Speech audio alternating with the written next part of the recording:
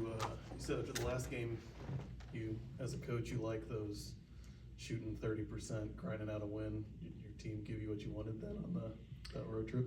Yeah, I don't want to be taken out of context. I really like it when we score the ball and don't turn it over 17 times. But no, I like what that says about the character of our team.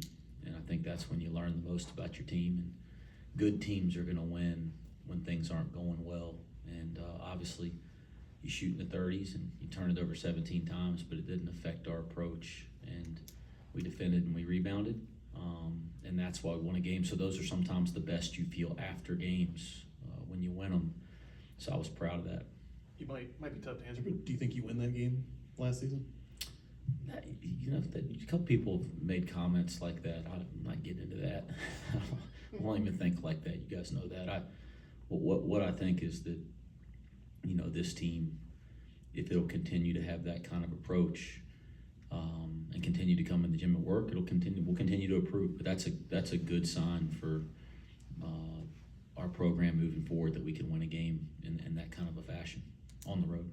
Landers has made an impact on the boards as of late, 2 straight games with the double-doubles. You've been prioritizing winning the battle on the glass. What have you been able to see from him in the last few weeks to really attack the glass and get those offensive boards?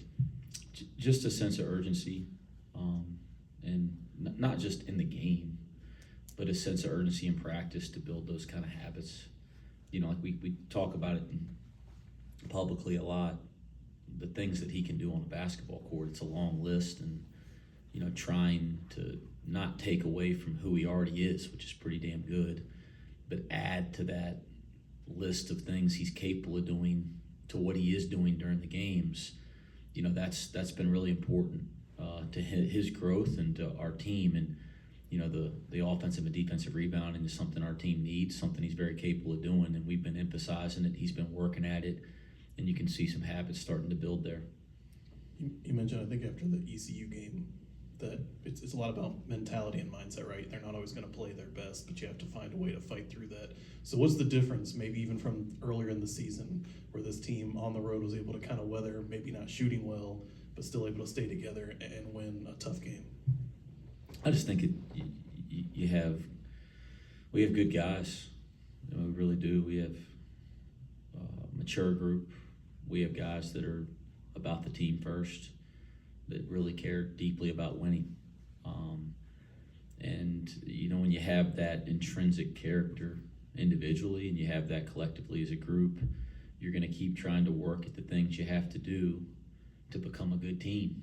And this group, regardless of what's been going on, has been consistently working to try to become a good team. And you know, you can, again, every time you take a step back over a 2-3 week period, you can go, man, we're better than we were 2 or 3 weeks ago. It doesn't always feel good day in, day out. Sometimes it's 2 steps forward, 1 step back type of thing. But I think to this date, and it's got to continue, every time you look 2-3 weeks back, we've improved over the last 2 or 3 weeks. And I think if we'll continue to do that, we can talk about that in lots of different areas, not just in how we handle adversity in the second half of games. Heading into UCF or USF, a guy like Tyler Harris, who's averaging 17 points a game. Obviously, he played with Landers last year. What makes him so special on the offensive end? I know he can do a lot of different things for that team. Well, he shoots it. I mean, that's the obvious one, but it's elite. You know, again, everybody's got these different ways of doing advanced analytics now, but some of the data that we have says that he's maybe the best catch and shoot shooter in the country, shooting an open 3 in all of college basketball. Like his points per possession on that shot is higher than anybody else in the entire country. So, you know, when you shoot it that good, you know, that makes you difficult to deal with. And I don't mean to say he's one-dimensional. We know he's not. I mean, I think we're playing Memphis last year at Memphis, and I think we have a lead late in the game. And I think in the last minute of the game, if I'm not mistaken, and I think he hits a huge 3 from like 7-8 feet behind the 3-point line on the right sideline. And I don't remember the exact, time and score, but it was in the last couple minutes. And it was, one of those ones that made the game interesting. I think we were up maybe 1 or 2 possessions at that time. And I think we're up 1 with 50 seconds left. And, Dave plays great D, and he hits like a 12, 14-foot runner off his left leg in the lane to go up one. I mean, so we experienced playing him, and he's made big shots already against us in really, really tough moments. I think we lost him a couple times here at home last year in transition defense, and he makes 2 wide open corner threes that were big shots, and we were trying to make runs to get back in that game. So we're aware of how great of a shooter he is, but he's more than that, and he does a great job of using his shot to create space to get downhill. He's got a great mid-range game. He gets fouled at a really high rate. I mean, look at the numbers. He's getting fouled, top 5, top 6 in our league right now. So, I mean, the shooting is this superpower, but then there's all these other things that he does. And Brian's done a great job of letting him kind of be himself and play with a ton of freedom, in a lot of ways the way he did at Memphis. So, yeah, we got our hands full there. He's one of the best scorers in the league, one of the best players in the league. And, we've played against him before, even though it wasn't on the same team. You talked about Vic's rim protection too. He goes out and has 8 blocks. You mentioned all the things he's doing that's allowing him, being in position and things like that. Is he one of those guys where when he has a game like that and he sees it, that, reinforces or validates all those things? Or is he just someone who understands, like, okay, now I see if I'm in this position, I can play that way? Does that make sense?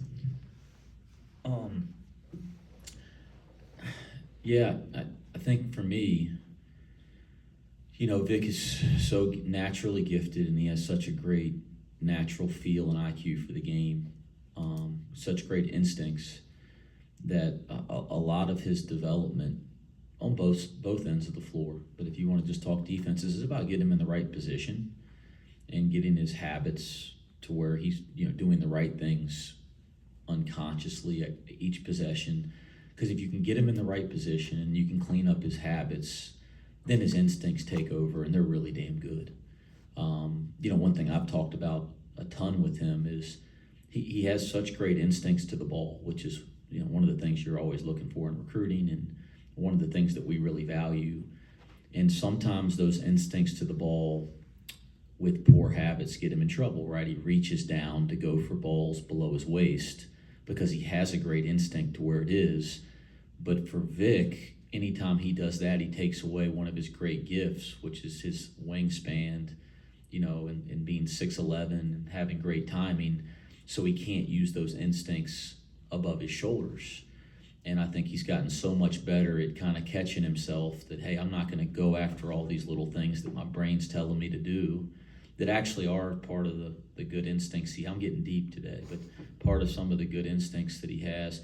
And I'm a little bit more sound in my position. So then when the ball's going up above the rim, those same instincts are taking over in a more impactful way for who he is as a player. And so, again, I think from a coaching perspective, that's about kind of recognizing what are his strengths, what kind of ability, and then building habits that allow that to make him a better player and affect our team in a more positive way. He's still got work to do there, but he doesn't just come out of nowhere and get 8 blocks. He had that ability a long time ago. He's just in better position to do it now. He has better habits. They only saw 3 minutes of Vic last year. Does he look forward to matching up against their big guy, 7 foot 280, whatever he is? I haven't talked to Vic about it. I know in this league, this level of basketball every night, there's a challenge across from you at every position. Vic knows that as well as anybody. So, but I haven't asked him about this particular matchup. Aside from Josh and Dan and Sage, are you seeing and I guess in the transfers, but Landers was in the league, are you seeing the benefits of year 2 for you guys in scouting, and maybe year 2 for a lot of these guys and playing in your system in this conference? Yeah, I think, familiarity, is always a nice thing. I'm not going to sit here and say it's the end of the world one way or the other. You're going to have time to prepare for every game you play, whether you know who you're playing against from previous experience or not. But I do think when there's continuity in a program, when there's continuity in a league, as you mentioned, Landers, there's some experience or wisdom there that probably has some value, but I hadn't really overthought it. They have 3 new transfers in the starting 5. I counted like 9 on the roster. Is this going to be the trend of college hoops with the portal anymore? I think it already is the trend. I don't think it's going to be. I think it already is, and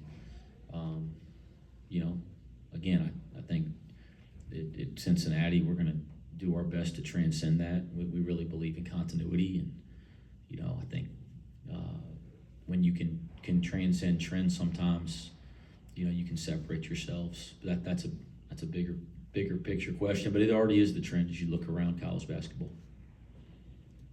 The maturity you mentioned, part of that's, you talked about David kind of embracing a leadership role, but how important is Kalu might be buried on the bench for a while, but he seems to still come with a good attitude, or JD has a new role, but it seems like he's embraced that. Maybe not like the top leadership guy like David, but those guys who have to adjust to roles, them doing it in the right way, how much does that impact the whole roster? There's no value that I can put into words on what that means to the team. It's not always the sexiest thing to sit up here and talk about in a press conference, but Kalu Ezekpe's attitude and approach has had as much of an impact on our team dynamic as anything, and it needs to be praised and appreciated. I know it is from where I'm sitting.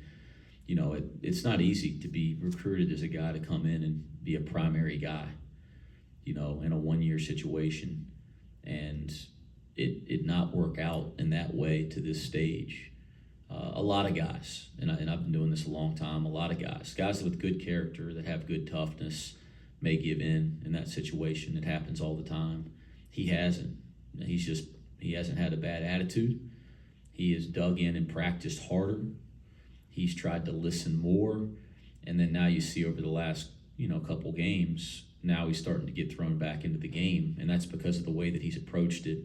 But, beyond that, he's the most positive guy on the bench. It's real, it's genuine, and that's the kind of stuff that just has a collective effect on your team dynamic, and we really value it. Our team really values it, and I actually shot him a text last night saying just as much, and his response is, I just want to win. And when you get a bunch of guys and a bunch of people that have that mentality, good things start to happen.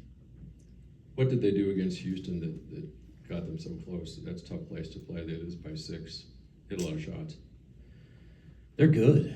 I think sometimes, the easy thing's to look at a record, and I think you're missing the boat with a lot of teams in this league right now. If you look at record, they're really good. They just went on the road handily at East Carolina. They were up the entire game at home against Wichita State. They lost it in the last 3 minutes. They go down to one possession with Temple, who everybody here go, man, Temple's great, because they look at the record. Yeah, we know Temple's great, but guys, people got to start looking past that stuff, man. There's a lot of dynamics to what your record is in early January. It ain't that simple, college basketball. And so people think, well, yeah, Temple's great. Yeah, Temple is really damn good. Well, South Florida was in a one-possession game with them, and in a lot of ways had chances to win that game. So it's not, well, why are they above with you? Well, they're good. The reason they play with Houston is because they're freaking good. And I think our players get that. We get that. Sometimes people got to look a little bit deeper. They play with Houston because they're physical. They defend. Brian Gregory's a great coach. They've added some shooting and scoring to their team. Tyler Harris can really get going, as we just mentioned. They got a lot of those guys that made them a really sound defensive team last year back. And they're good. They didn't do anything special. They're good, and they need to be, thought of that way going into this game. And over the course of 18 games in league play, they're going to win a bunch of games. They just had a couple bad breaks here early. Got time for 2 more? Good. What did the 47 points look like last night, if you can say? 47. Oh, I can talk about that. Oh, yeah. Yeah. Coach Dollar and I went to watch Jizzle James last night, and we try to, anytime somebody signs with us, we always try to go see at least one and hopefully more high school game. We always try to see one in the regular season and then one in the playoffs or state tournament. And I mean me as a head coach. And so got a chance to see Jizzle in a game for the first time last night. He had 47, and he played against a great program, one of the best programs in the state of Florida he was playing against. I don't know how much I'm allowed to talk about that publicly, but it was it was a high level game, packed gym, and he had 47. He was pretty damn good, guys. He's pretty damn good. So that kind of stuff's good. My focus right now will be on South Florida, but big picture, we got a really good guard coming in Jizzle James. Last question for you. Obviously, the news of DeMar Johnson taking the associate head coach at West Virginia job. Just give your thoughts on what he did for this program, obviously, over the last few years. I'm thrilled. Strange timing, right? During the middle of the year, and really interesting. DeMar, I think he got a call about it the day of our East Carolina game, but he didn't want to bother me on game day with it, and so I finished right here at this podium after the East Carolina game, walked back to the coach's locker room, and he asked me about a second and told me, kind of the opportunity that was there from Coach Huggins, and told me that he didn't think he should do it, or didn't know if he should do it, because he didn't want to leave a team in the middle of the year and didn't want to leave me hanging. And I, number one, was shocked, right? I didn't know there was an opportunity. That doesn't happen much. But then number two, you put things in perspective real quick, that have a chance to be a Big 12 assistant when you're the director of player development and you're trying to break into coaching, and those opportunities, there's people that in this profession work their whole careers and never get a chance to coach in a high major league in a coaching position. I mean, there's so many great coaches out there that'll never get that opportunity. Man, you get that kind of chance, you run. You run to Morganton. So I'm thrilled for DJ. I think it says a lot about Bob Huggins that he has an opening. He's going to go hire a former player. I've always just really admired coaches that hire their former players. So I think it says a lot about Coach Huggins, and it's a terrific opportunity for him. Certainly it's not the most ideal time for our program, but you do step back in my seat sometime and put things in perspective, and we'll manage. We got a great staff. We'll kind of manage some of his duties, but this is the kind of thing you just can't say no to. Now, what he's meant to this place, it starts at what he meant as a player. He's the number one overall player in the class. I think it was 2000. Am I right about that? 99, 2000. So to have the number one player in the country coming to Cincinnati, that says something in itself. He played on, and arguably up until conference tournament play when Kenyon breaks his leg, maybe the best team in modern history in this program. I know those 92 guys might argue that a little bit, but I mean, they were number one in the country all damn year. I mean, that's probably the team, at least in my childhood, I remember the most. And he's a big-time player on that team, and then he's the sixth pick in the draft and all that. I mean, so what he meant to this program before even he works for me, it goes without saying. And then, for me, he did a great job of helping me get my bearings at Cincinnati in year one, helping me understand, the lay of the land, the way the athletic department works. He really helped introduce me to a lot of the stakeholders in this program, former players, former coaches, things of that nature. And then he did an excellent job with our current players. He was the director of player development. He did an excellent job building relationships with them and doing his job within the NCAA rules. So I think the world of him. This is a great opportunity. He's going to be a great college basketball coach, and we wish him nothing but the best. Thanks, Coach. Thanks. Thanks, Coach.